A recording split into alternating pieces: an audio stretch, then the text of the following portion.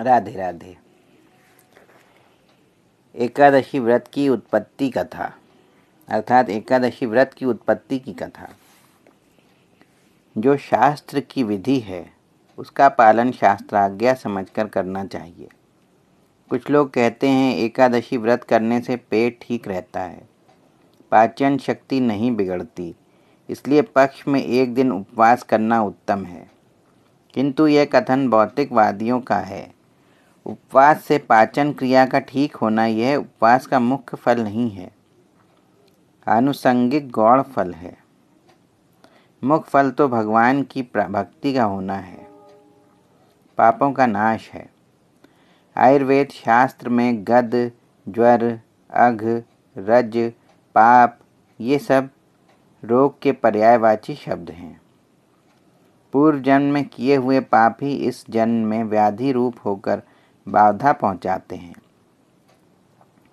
पापों के नाश से रोग रहित होना तो अनिवार्य ही है, किंतु शास्त्रों में तो एकादशी का महान महात्म है। जो उस महान महात्म को ना समझकर, ना मानकर केवल स्वास्थ्य की दृष्टि से ही एकादशी व्रत की उपयोगिता मानते हैं, वे कभी व्रत नहीं कर सकते। अतः एकादशी व्रत को शास्त्राज्ञा मानकर विधि विधान पूर्वक नियम से करना चाहिए। सूत जी कहते हैं, मुनियों, पहले मैं आपको एकादशी व्रत के संबंध में जो पौराणिक कथा है उसे कहकर तब एकादशी व्रतनिष्ठ महाराज श्री रुक्मांगद जी की कथा कहूँगा। प्रथम आप एकादशी की उत्पत्ति की पुण्य प्रदायिनी परम पावनी पौराणिक कथा को श्रवण कीजिए। प्राचीन काल में मुर नामक एक बड़ा भारी शूरवीर पराक्रमी दैत्य हो गया है।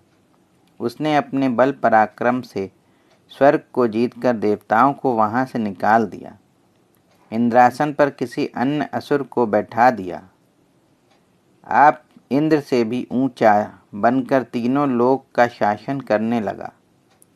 देवता दुखित होकर वेश बदलकर पृथ्वी पर इधर से उधर मारे मारे फिरने लगे।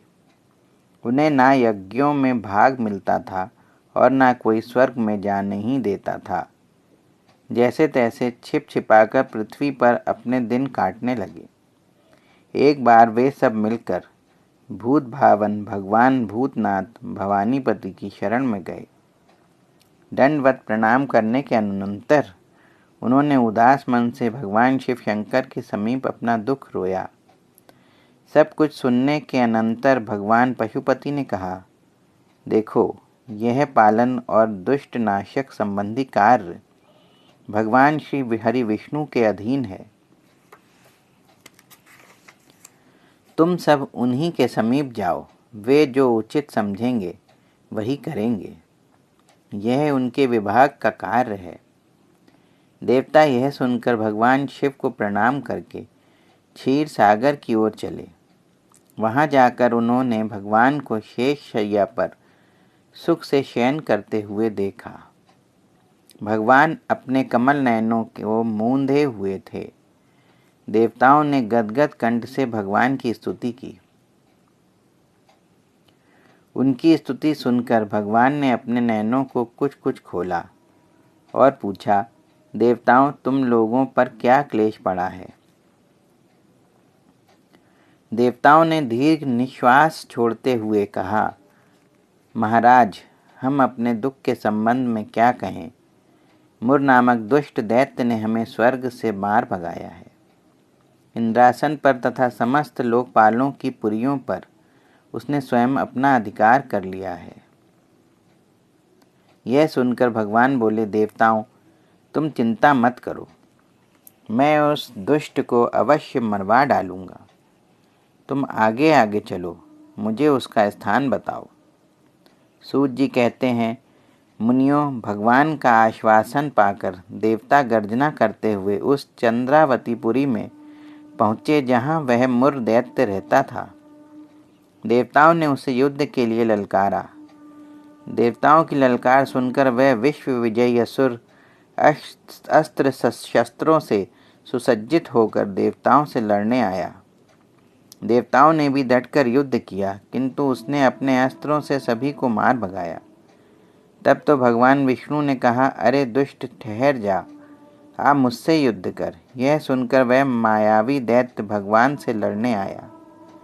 भगवान गदा तानकर उसके ऊपर दौड़े। अब तो दोनों में चट्टपट होने लगी। वह उसे ढकेलता, वह उसे खदेड़ता, वह उसे रौंदता, वह उसे ठेलता। दोनों में गुत्थम गुत्था होने लगी। कोई भी हारता नहीं था। सहस्त्रों वर्षों तक इसी प्रकार युद्ध होता रहा। अंत में भगवान हार गए और युद्ध छोड़कर बद्रिकाश्रम की ओर भागे। यह सुनकर आश्चर्य प्रकट करते हुए शौनक जी ने पूछा, सूत जी, भगवान तो अच्युत अपराजित कहे जाते हैं, वे उस दैत्य से हार कैसे गए? हंसते हुए सूत जी बोले, महाराज, इन भगवान की बात मत पूछो। इन्हें ना हारने में दुख, ना जीतने में सुख। ये तो मान अपमान, जय पराजय, सुख दुख, हर्ष शोक तथा सभी द्वंद्वों से परे हैं। लोकवत लीला करते हुए कभी रण छोड़कर भाग भी जाते हैं, कभी भयभीत का अभिनय दिखाते हुए छिप भी जाते हैं। इनका हारना भी जीतना है और जीतना भी जीतना है। अतः मुनियों, भगवान की यह केवल लीला मात्र है, नहीं तो असुर भी तो उन्हीं की दी हुई शक्ति से युद्ध कर रहा है। शौनक जी ने कहा, सूत जी, आप सत्य कहते हैं। भगवान भक्तों को सुख देने के लिए ये सब लीलाएं करते हैं, नहीं तो उन विश्वंभर को माखन चुराने की और अपराधी की भांति बंध जाने की क्या आवश्यकता थी? हाँ, तो फिर क्या हुआ? सूत जी बोले, महाराज, हुआ क्या? भगवान मुट्ठी बांधकर भागे। वह महादैत्य भी कुछ कम नहीं था, उसने भी विष्णु भगवान का पीछा किया। अब भगवान कहीं छिपना चाहते थे। बद्री नारायण के समीप ही एक सिंहावती नाम की 12 योजन लंबी चौड़ी गुफा थी। भगवान उसी में जाकर छिपकर सो गए। योग निद्रा में आंखें बंद करके सोने का तो भगवान को पुराना अभ्यास पड़ा ही है। वहाँ सोते ही खर्राटे भरने लगे। मुर ने सोचा, अभी अभी वे विष्णु यहीं थे, इतनी देर में कहाँ छिप गए? यही सोचकर वे पहाड़ों की गुफाओं में खोजता हुआ सिंहावती गुफा में गया। वहाँ जब उसने भगवान को शयन करते हुए देखा तो बड़ा प्रसन्न हुआ। उसने सोचा, हत्या की जड़ ये विष्णु ही है। ये असुरों के द्रोही और सुरों के पक्षपाती हैं। जब भी देवताओं पर कुछ संकट पड़ता है, ये तुरंत दौड़े आते हैं। आज मैं इन्हें मारकर दैत्यों को निर्भय बना दूंगा। मुझसे छिपकर कहाँ जा सकते हैं? यही सोचकर भगवान को मारने के लिए उसने उस विशाल गुफा में प्रवेश किया। ज्यों ही उसने भगवान पर प्रहार करने का विचार किया, त्यों ही उनके शरीर से एक परम सुंदरी कन्या उत्पन्न हुई।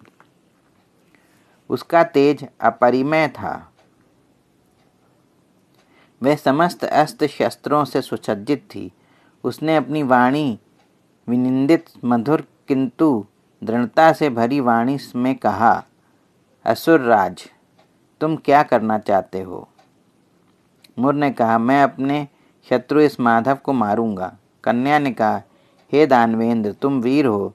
वीर पुरुष सोते हुए पर प्रहार नहीं करते। असुर ने कहा, मैं सोते हुए पर प्रहार ना करूंगा, इन्हें जगाकर युद्ध करूंगा और युद्ध में परास्त करके ही मारूंगा।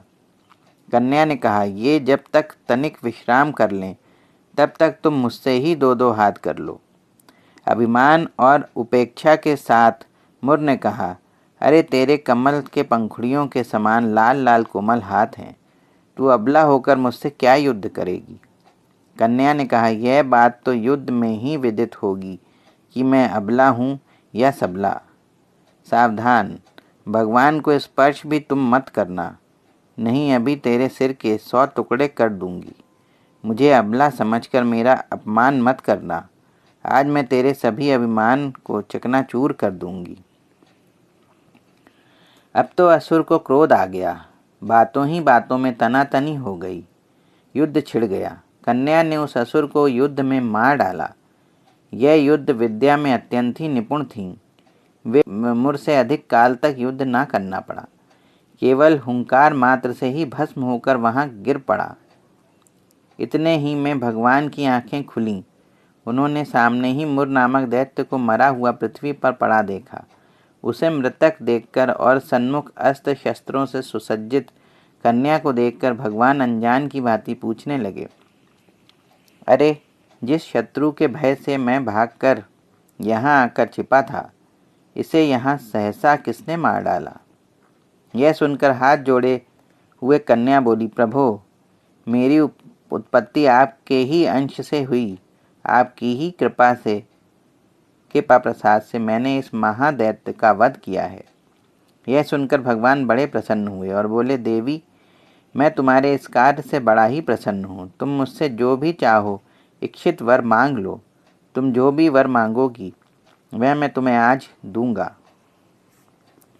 यह सुनकर विनय के साथ कन्या ने कहा, हे लोकनाथ, हे सर्वेश्वर, मुरारे, हे भक्तवत्सल, यदि आप मुझ पर प्रसन्न हैं तो मुझे ये 4 वर दीजिए।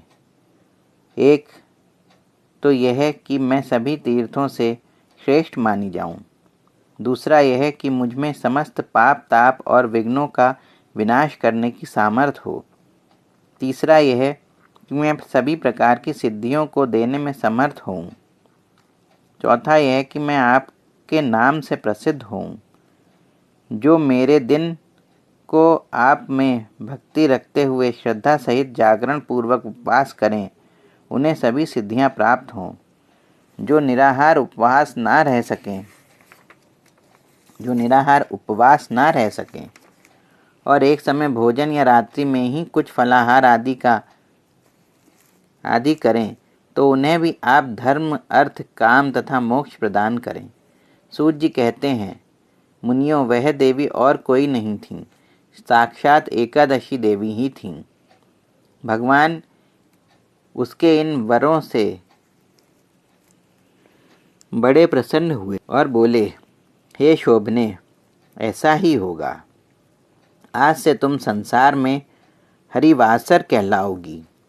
जो लोग तुम्हारा व्रत करेंगे उनके लिए कोई भी पदार्थ दुर्लभ ना होगा। प्रत्येक पक्ष में तुम्हारा एक दिन होगा। तुम एकादशी तिथि की अधिष्ठात्री देवी होगी, इसलिए संसार में तुम एकादशी के नाम से विख्यात होगी और इसलिए भुक्ति मुक्ति प्रदायिनी समझी जाओगी। मुनियों, ऐसा वरदान देकर श्री भगवान वहीं अंतर्ध्यान हो गए। तभी वे संसार में एकादशी व्रत का इतना महात्म हुआ। तो आपने सुना कि एकादशी व्रत की उत्पत्ति कैसे हुई।